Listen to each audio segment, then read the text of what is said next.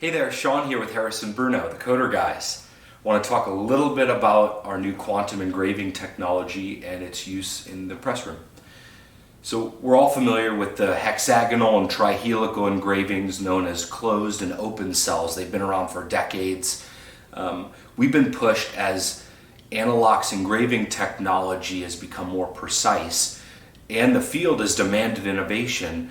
This is where we've come up with our new quantum engraving. So this cell is basically a hybrid. It's got the open valleys that we're used to in the trihelical cell, great for normally UV coatings, and then the structure that we're used to with less viscous water-based coatings.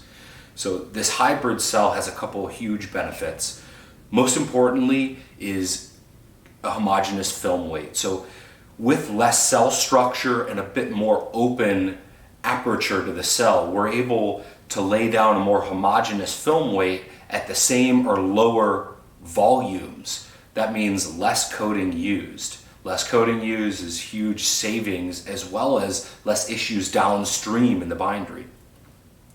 Massive benefit there on top of just consumption is the changes to the structure we made means that solids can enter and exit the cell easily.